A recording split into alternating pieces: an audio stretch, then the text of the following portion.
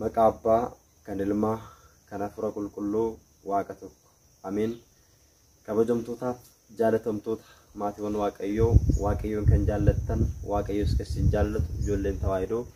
hordoftoonni chaanaalii Dhangaa Lubbuu Miidiyaa hundumti keessan bakka lafa jirtanitti nageenyi Waaqayyoo isiniif haa baay'atu. Akkam jirtu? Galanni ulfinni Waaqayyoodhaaf haa ta'u. Nagaa kooti. Guyyaa har'aa kana akka fedhaaf jaalala Waaqayyootti faayidaan moqoxoraa maalidha? Afurri hamaan qaama keenya keessa jiraachuusaa moqoxoraa fayyadamuudhaan akkamittiin beekuu dandeenya kan jedhu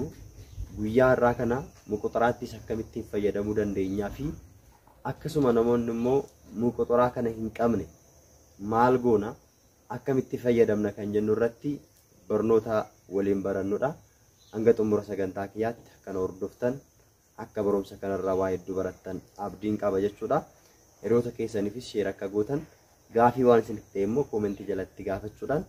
viidiyoon kun immoo namoota hunduma biraa akka qaqqabuuf sheer gochuudhaan hanga xumuraatti akka hordoftan maqaa Waaqayyootiin isin gaafadha jechuudha.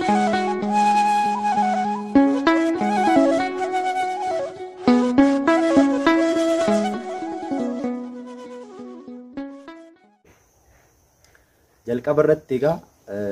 moqoxoraan maaliin isa jedhudha kan nuti beekuu qabnu. Moqoxoraan egaa jalqabumarraa durirraatti jalqabee abbootiin keenya mana kiristaanaa luboon, daaqonoon, monoksoonni, baataawonni warri ta'anii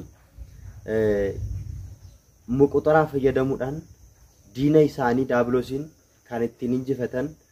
akkasuma yeroo qormaata kamiyyuu humna afuura hamaa, humna afuura daabiloosiin kuffisuudhaaf kan itti fayyadaman meeshaa afuuraa isa guddaadha jechuudha. Qulqulluun abbaan keenya Daawit Faaruusaa 44 lakkoofsa 5 irratti akkas jedhee dubbateetu jira jechuudha. Siin diinota keenya ni mo'anna. Siin diinota keenya ni kuffifna. Maqaa keetiin diina keenya ni salphisna. Moqoxoraa gaafa fayyadamnu maqaa Waaqayyoo irratti waamuudhaan maqaa qulqullootaan eebbisuudhaan waan fayyadamnuuf maqaa keetiin diina keenya ni salphisna. Humna keetiin immoo diina keenya ni mo'anna jedhee qulqulluun Daawit akkuma dubbate diina keenya daabiloosiin kan ittiin mo'annu meeshaa afuuraati jechuudha. Moqoxoraa kana gaafa fayyadamnu wantoonni nutti dhaga'aman jiru. Itikashaa keenya lamaan irra akkasuma jarbaa keenya yookiin dugda keenya, cinaa keenya, luka keenyaa kaasnee hanga rifeensa mataa keenyatti afuurri hamaan qaama keenya keessa akka inni taa'ee nun qorre afuura hamaa kana humna Waaqayyootiin, maqaa Waaqayyootiin qaama keenya keessaa akka inni bahu kan ittiin abboomu meeshaa afuuraa guddaadha. Moqoxoraa fayyadamnee qaama keenya, adda keenya, miila keenya hanga rifeensa mataa keenyatti keessumattuu gateettii keenya, tikashaa keenya lamaan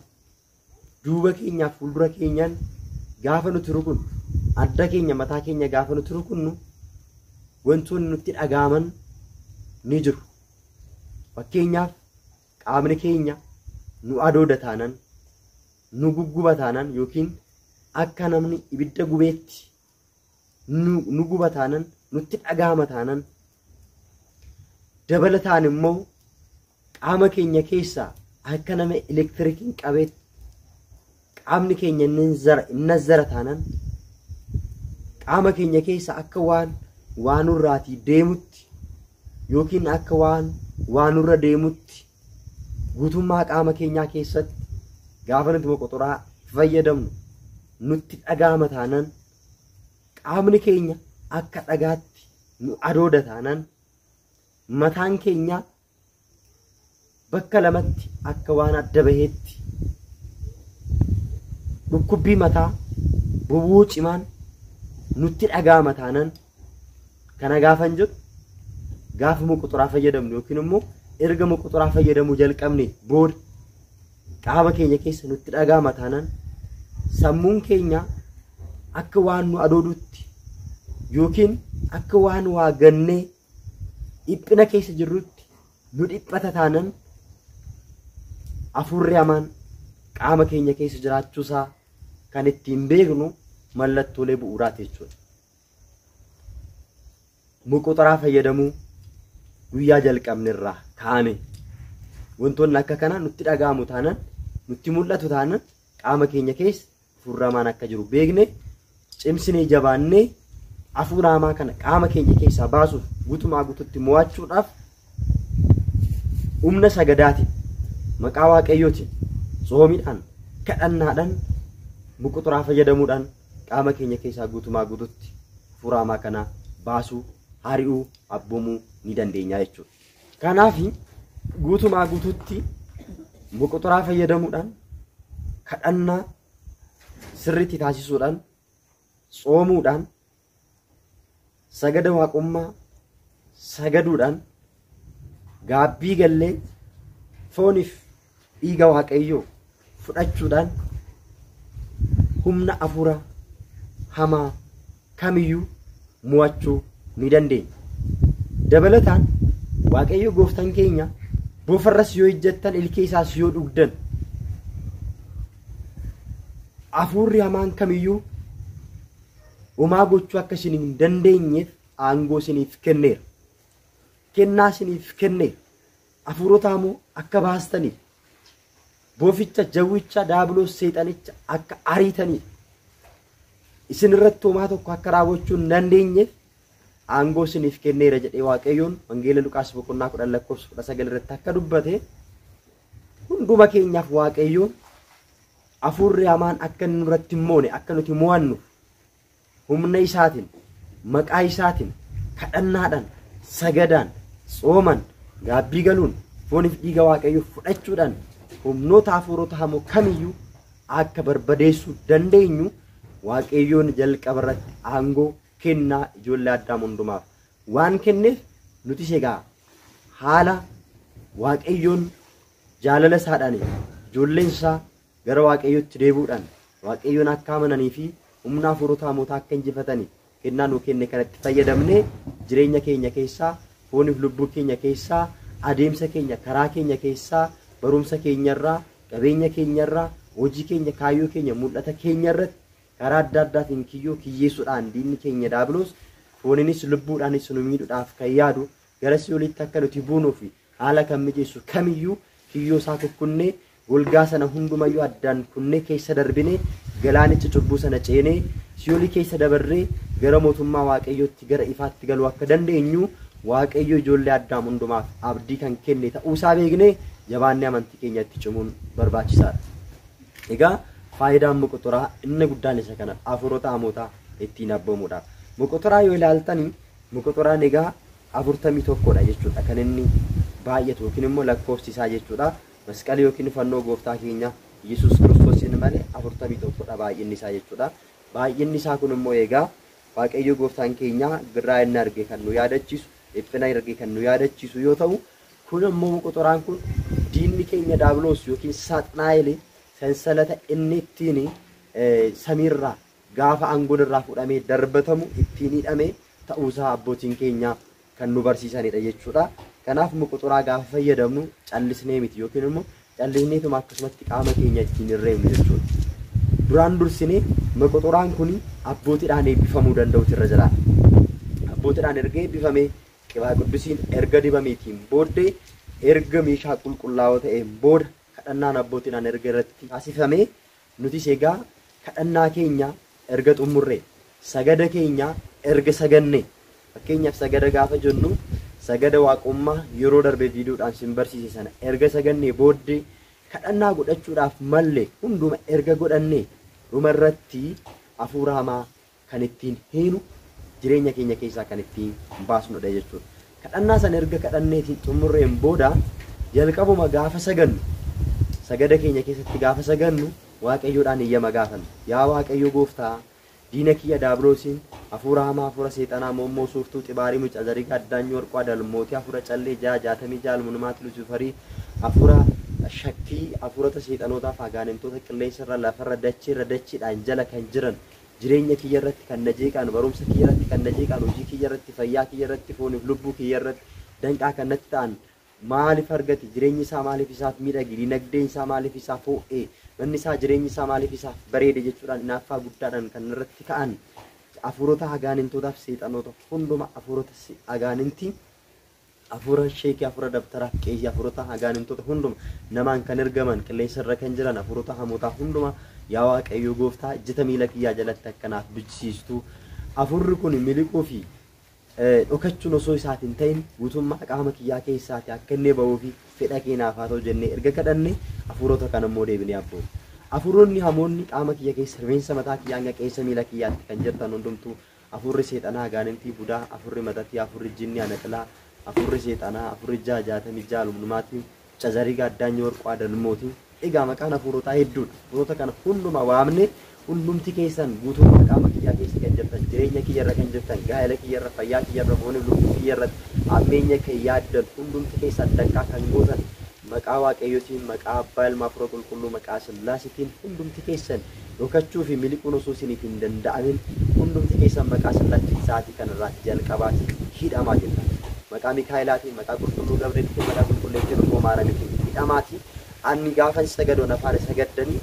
maqaa Sillaasiitiin gubattanii dhuma irratti galatii olitti deemtu akka miliqni akka isin immoo jireenya kiyya irratti hamaa kan yaaduudhaaf kaatan miliquu fi dhokachuun akka isiniif hin taane maqaa Egzaarabiitiin maqaa Sillaasiitiin hidheera jennee ni hinaa jechuudha erga hine sagada keenya erga sagannee xumurreen booddee moqotoraa keenya kaanee ni eebbifannaa jechuudha moqotoraa keenya bifa kanaatiin gooneetu jechuudha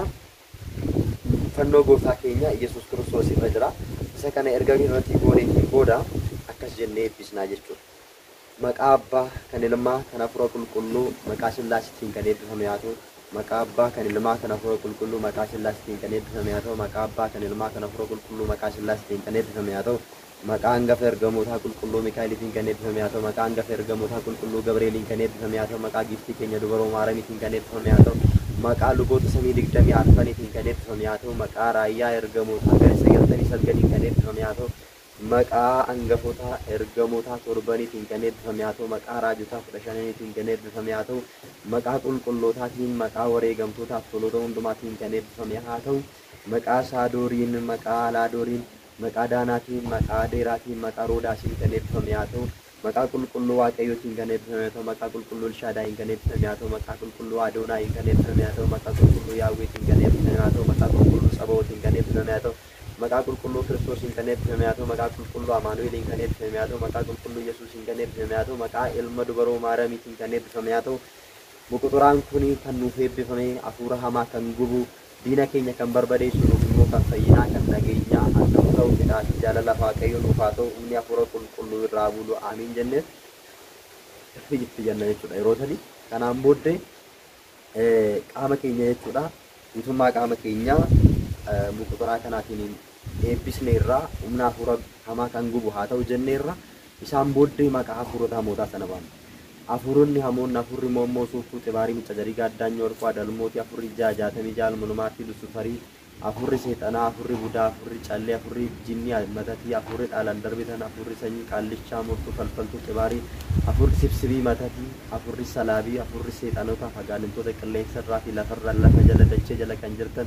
jireenya kiyya guutummaatti kaniitan fayyaa kiyya irratti hojii kiyya irratti kaayyoo kiyya irratti deemsa kiyya irratti tajaajila kiyya irratti hojii kiyya irratti hunduma irratti kan danqaanitti taatan rifeensa mataa kiyyaatti hanga qeensa miila kiyyaatti qeensa miila kiyyaa hanga rifeensa mataa kiyyaatti kan jirtan hundumti keessan maqaa Sillaasiitiin maqaa qulqulluu Mikaa'eliitiin maqaa qulqulluu Gabreeliitiin maqaa Abuna Taklamaaniitiin maqaa Abuna Galma Manfis Qidduusiin hundumti keessan qaama kiyya keessaatii gubadhaatii walitti galaa jennaan jechuudha maqaa Sillaasiitiin maqaa qulqulluu Mikaa'eliin qulqulluu Gabreeliitiin maqaa Abuna Taklamaaniitiin Abuna Galma Manfis Qidduusiin maqaa qulqulleettiin Uummoo Maaramiitiin waaqni isinaa gubu waaqni isinaa barbadeessu maqaa Sillaasiitiin qaama kiyya keessaa guutummaa qaama kiyyaa keessaatii ba'aa ibidda ta'e isinaa gubu qaamni keessii ta'e isinaa gubu maqaa Sillaasiitiin maqaa qulqulluu Mikaa'eliin qulqulluu Gabreeliitiin maqaa Sillaasiitiin gubadhaa waaqni isinaa gubu waaqni isinaa barbadeessu Sillaasa sinis taadhee eekkamu jennaan garaan keenya immoo kan dhukkuba yoo ta'e yeroo hundaa hafuurri matatii hafuurri jinni karaa adda addaatiin garaa keenya keessatti waan hin taane himuu danda'a waan ta'eef iyyuu garaa kiyya keessa qaama kiyya keessa kan jirtan hundumti keessa maqaa Sillaasee maqaa qulqulluu Mikaa'eliitiin gubadhaa qaamni kiyya keessa ibidda ta'e isin haa gubu qaamni kiyya foon kiyya uffanni kiyya hundumtuu ibidda ta'e isin haa gubu isin haa barbadeessu waan isin haa galaafatu Sillaasee isinitti haa dheekkamu ibiddi Sillaasee isin haa gubu nafaan akka hin teenye nafaan akka hin nyaanne hin dhuune wanni nyaatu wanti hundumtuu ibidda ta'e isin haa gubu hafuura seexanaa gaaniintii mortuun misatti jinnii seexanaa gaaniintii hundumtuu maqaa Sillaasee maqaa qulqulluu Mikaa'eliif qulqulluu Gabreeliitiin maqaa durboo Maaramiitiin gubadhaa guutummaa qaama kiyyaa keessaatii waan isin haa gubu waan isin haa balleessu jennee akkaataa kanaatiin qaama keenya erga rukunne afurri salaabii afurri tiftibii afurri matati afurri jinni afurri seexanaa qabeenya kiyya qarshii kiyya hojii kiyya kan hojjettu hunduma kan harkaa saamtan waan isin haa galaafatu Sillaasee isin haa galaafatu Mikaa'el isin haa galaafatu Gabriel isin haa galaafatu maqaa Sillaaseetiin maqaa qulqulluu Mikaa'eliif qulqulluu Gabrieliitiin maqaa Abuna Taglamaan Abuna Garbamuufis Qiddusiin Siyoolitti hidhama waan isin haa barbadeessu waan isin haa galaafatu qaama kiyya keessaa kan ta'e qaama kiyya irra teessanii kan na qortan hunduma jireenya kiyya kan jeeqxan qorrophora kan naan jettan Dakeshaaf yerra teessanii kan dhiphistan yaada kanatti taatan ba'aa kanatti taatan kanatti caannamtan hundumtu waaqa isin haa galaafatu Sillaasee isin haa galaafatu Mikaa'el isin haa galaafatu gubadhaa jenneen gaggeessina jechuudha. Adda kiyya irratti sassaabamtanii karaa adda addaatiin yaada fi jireenya kiyya irratti hojii kiyya irratti kan na jeeqtan wanta yaadu wanta nu hojjetu hunduma irratti kan na dhiphistan dhiphina kan natti baay'istan maqaa Sillaaseetiin maqaa qulqulluu Mikaa'eliif qulqulluu Gabreeliitiin maqaa Abuna Taglamaan Abuna Garbamuufis Qiddusiitiin guutummaa qaama kiyyaa keessaa ba'a. Waan isin haa gubu waan isin haa galaafatu adda kiyya irra ija kiyya irra gurra kiyya teessanii karaa adda addaatiin jireenya kiyyaa kan na jeeqtu hundumtuu waan isin haa galaafatu galaafatama Mikaa'el Gabriel isin haa galaafatu maqaa Sillaasee maqaa qulqulluu Mikaa'eliif qulqulluu Gabrieliitiin maqaa Abuna Taglamaan Abuna Garbamuufis Qiddusiitiin ammarraas jalqaba guutummaa qaama kiyyaa keessaatii Siyoolitti hidhama maqaa Sillaaseen qaama kiyya keessaa baa dhokachuuf miliquu isin hin ta'in waan isinitti haa dheekkamu waan isin haa barbadeessu maqaa Sillaaseen gubadhaa waan isin haa barbadeessu jennee akkaataa kanaan kadhannaa anaaf fayyinaa diina kiyya daabaloosiif immoo ani ibiddaa haa ta'u jennee kadhannaa qaama keenya keessa eegaatii gaafuma quxuraa kanaan akkaataa kanaan fayyadamnu hafuurri hamaan keessa keenya jira taanaan mallattoo nutti mul'isa jechuudha yookiin immoo mallattoo nutti agarsiisa mataan keenya bakka lamatti addaan nu bahuu qaamni keenya nu gubuu irrir godhee nu gubuu danda'a bakka quxuraan kun nu rukuteen dhukkubuu danda'a akka waan wanni ta'e namarraa deemutti zirri jedhee yookiin immoo akka nama elektiriikiin qabeetti qaamni keenya akkasumatti durri jedhee nurraati nu keessa yaa'uu danda'a mataan keenya bakka lamatti akka boowwootti nu dhukkubuu danda'a mallattoolee adda addaa nutti agarsiisuu danda'a hafuurichi hamaan immoo deemuudhaaf yeroo qaba yoo ta'e maaf na gubda jedhee afaan baasee nama fakkaatee nutti dubbachuu danda'a jechuudha numarra kanaatiin hafuurri hamaan qaama keenya keessa jiraachuu isaa erga beekne kanaan booddee jabaannee quxuraa fayyadamuudhaan jechuudha qaama keenya keessaatii egaa hafuura hamaa kana akkaataa kanaan injifachuu hin dandeenya waan ta'eef egaa hundumti keessaan jabaadhaa waaqayyoon isin haa gargaaru namoonni immoo quxuraa hin qabne quxuraan egaa karaa argachuu dandeessaniin karaa biyyaatti akka isin ergamu taasisuudhaan abbuutiidhaan kan eebbifame kan baarrakame bitattanii akka itti fayyadamtan isin hin jenna dabalatammoo guutumaa guututti illee hin argattan taanan siruma argachuu illee hin dandeessan taanan jechuudha So'aafiin mana keessan keessa yoo jiraate jechuudha seerri mana amantaa keenyaa hin eeyyamaa miti garuu hafuurri hamaan waan amannee kamiin lamni amanu tulluu ichaalaal warra amanan hundumaaf waan hunduun ta'a waan jedhuuf so'aafiin ni jira taanaan so'aafii sanallee walitti hin eebbifama quxuraa kanaatiin qopheessinee waan nama jedhee eebbisee sanaan jennee eebbifnee qaama keenya gaafa rukunu hin gubata jechuudha diinni keenya inni hin jiru taanan jechuudha namoonni muuxannoo garaagaraa walii dabarsu namoonni chaarjariidhaan illee diina gubaa turan jiru chaarjariidhuma akka quxuraatti kaanii ol kaanii maqaa waaqayyoo irratti waamanii eebbisanii maqaa gizaaraa biti maqaa Sillaaseetiin gubadhu jedhanii gaafa isaan chaarjarii sanaan qaama isaanii rukutan hafuurri hamaan sun gubatee kan irraa ta'u namoota hedduutu jira waan ta'eef bifa sanaan waan garaagaraa akkaataa sanaan fayyadamuu hin dandeessuun isin jedha bifa biraatiin immoo gaaffiiwwan isinitti ta'u yoo jiraate jalatti keessanii yeroo itti aanu viidiyoo itti aanu isiniif hojjedhe isinis akka irraa barattanii lubbuu keessaniis foon keessaniis fayyina akka argattan waaqayyo isin haa gargaaru sagantaa keenya guyyaa irraa kanumaan goolabna kan nu barsiise kan nu gorse maqaa waaqayyo kan galateeffame haa ta'u hiriyoota keessaniif sheer godhaa wasbaat ለእግዚአብሔር